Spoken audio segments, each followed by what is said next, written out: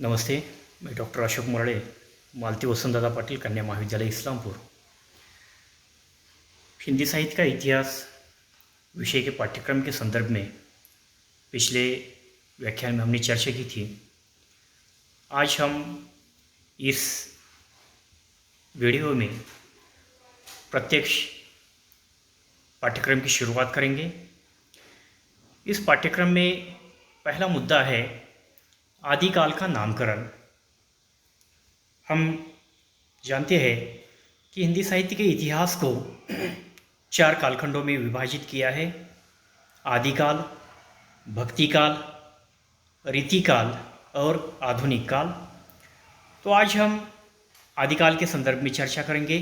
सबसे पहले आदिकाल का नामकरण, मतलब आदिकाल यह नाम जो है कौन से विद्वान ने दिया, कौन कौन से विद्वानों ने इस नामकरण के संदर्भ में चर्चा की, अपने अपने तरीके से नामकरण इस कालखंड का किया, उसके संदर्भ में हम चर्चा करेंगे। हिंदी साहित्य के इतिहास में आदिकाल के नामकरण की समस्या जो है बिल्कुल विवादास्पद है। विद्वानों ने इस कालखंड को भिन्न भिन्न नामों से पुकारा है।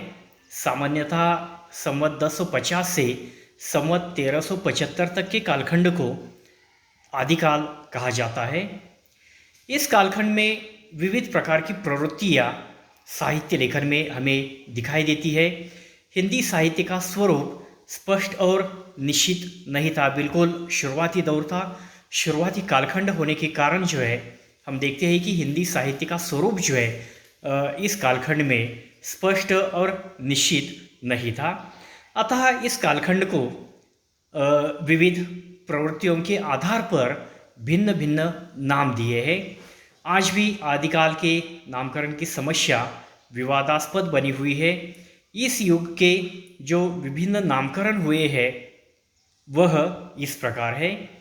तो सबसे पहले आचार्य रामचंद्र शुक्ल जी ने इस युग को वीर गाथा काल कहा और इसका आधार यह माना जाता है कि यह नामकरण जो है साहित्य की प्रमुख प्रवृत्ति के आधार पर किया गया है। इस युग में वीररस के चरित्र काव्य लिखे गए, इन्हें वीरगाथाएं कहा जाता है। इस आधार पर इसे वीरगाथा काल कहा गया है। लेकिन अनेक सारे हिंदी साहित्य के समीक्षकों ने जो है, विद्वानों ने जो है इस नामकरण को स्वीकार नहीं किया गया है। समीक्षा के तौर पर यह कहा जाता है कि यह नामकरण जो है तर्कसंगत नहीं है। जिन 12 ग्रंथों के आधार पर आचार्य रामचंद्र शुक्ल जी ने इस युग को वीरगाथा काल कहा है, उनमें से अधिकांश रचनाएं जो है संदिग्ध और अप्रामाणिक है। कुछ ग्रंथ मात्र नोटिस मात्र है। दूसरी बात यह है कि इस नामकरण से साहित्य की केवल एक ही प्रवृत्ति का बोध होता है। इस युग के काव्य में एक साथ अनेक प्रवृत्तियाँ चली, अर्थात शुक्ल जी ने जो है उन अनेक प्रवृत्तियों की ओर अनदेखापन किया है और वीर रस से युक्त साहित्य को ही सामने रखकर, उस प्रवृत्ति को ही सामने रखकर यह नामकरण किया है। अतः हिंदी साहित्य के विद्वानों ने आचार्य रामचंद्र शुक्ल जी का यह वीरगाथा काल नामकरण जो है सही नहीं माना है, उचित नहीं लगता उन्हें। और अन्य इतिहासकारों ने भी जो है इस नामकरण का स्वीकार नहीं किया है।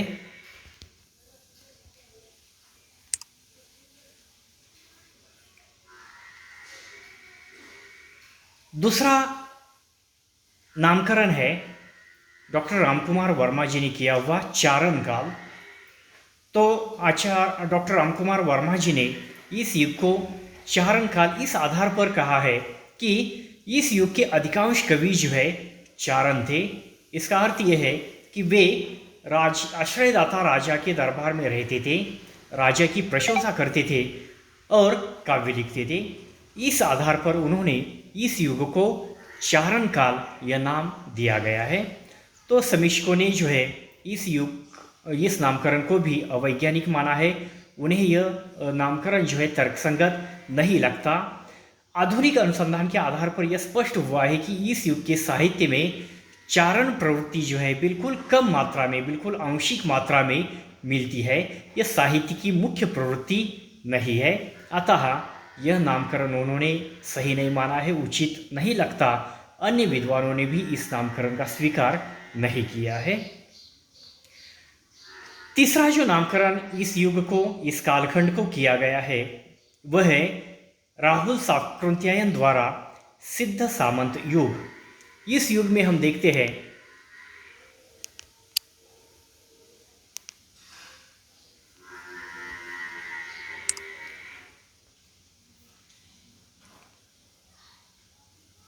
राहुल शाक्रोत्यायन ने इस युग को सिद्ध सामंत युग कहा है।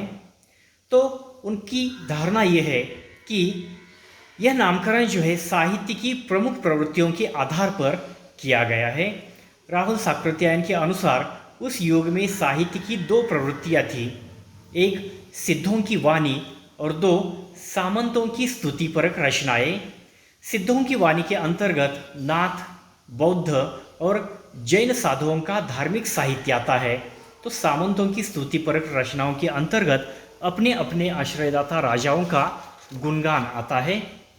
तो इन दो प्रवृत्तियों के आधार पर जो है उन्होंने इस कालखंड का नामकरण जो है सिद्ध सामंत युग कहा है।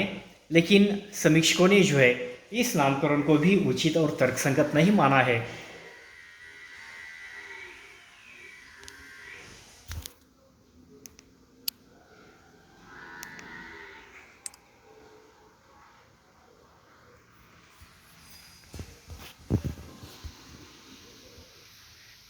क्योंकि उनका मानना यह है कि इनमें साहित्य की सभी प्रवृत्तियों का बोध नहीं होता है। भाषा शास्त्रीय दृष्टि से यह नामकरण उचित नहीं है। राहुल जी ने पुरानी हिंदी और अपभ्रंश को एक ही माना है, अतः यह नामकरण जो है उचित नहीं माना गया है। चौथे विद्वान है आचार्य महावीर प्रसाद द्विवेदी। उन्होंने इस कालखंड को बीज वपन काल कहा है और उनका मानना यह है कि इस नामकरण का आधार यह है कि इस युग में हिंदी साहित्य के बीज बोए थे। इस युग में हिंदी साहित्य की सभी प्रवृत्तियों का बीज वपन हुआ था। मतलब साहित्य लिखने की शुरुआत का यह कालखंड होने के कारण जो है उन्होंने इस युग को बीज वपन काल कहा है। लेकिन समीक्षकों ने जो है इस नामकरण का भी स्वीकार नहीं किया है। उन्होंने यह नामकरण जो है पूर्णतः असंगत माना है, क्योंकि उनका मानना यह है कि कोई भी साहित्य बीज रूप में नहीं होता है। इस युग के साहित्य में पूर्ववर्ती साहित्य की सभी प्रवृत्तियों का निर्वाह हुआ था, अतः यह नामकरण उचित नहीं है। मतलब साहित्य जो है बीज रूप में कभी नहीं होता है।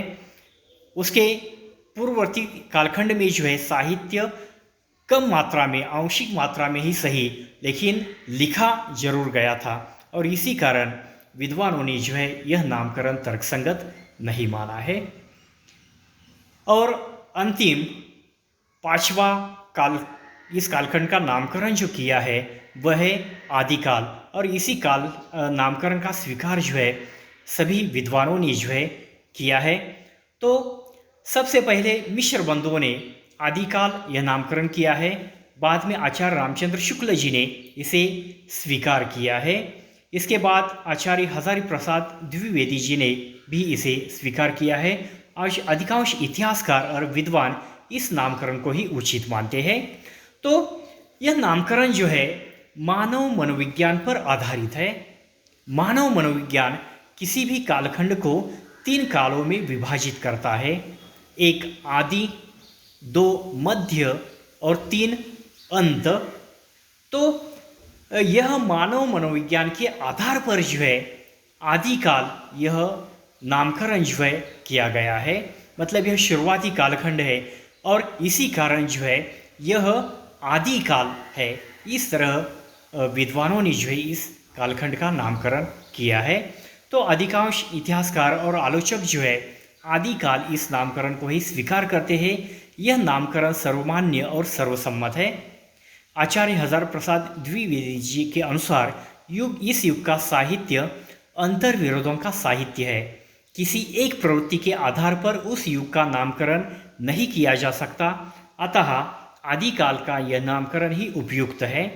इस नाम से उस व्यापक पृष्ठभूमि का बोध होता है जिस पर आगे का साहित्य खड़ा है। साहित्यिक दृष्टि से इस युग के साहित्य में हिंदी के आदि रूप के दर्शन होते हैं। भाव की दृष्टि से परवर्ती साहित्य की सभी प्रवृत्तियों का बीज इस युग के साहित्य में मिलता है। अतः इस नामकरण में किसी एक प्रवृत्ति का बोध नहीं होता है और पूर्ण कालखंड का, पूर्ण युग का बोध होता है। और इसी कारण सभी विद्वानों ने, सभी आचार्यों ने इस नामकरण को ही योग्य, उचित और तर्कसंगत माना है।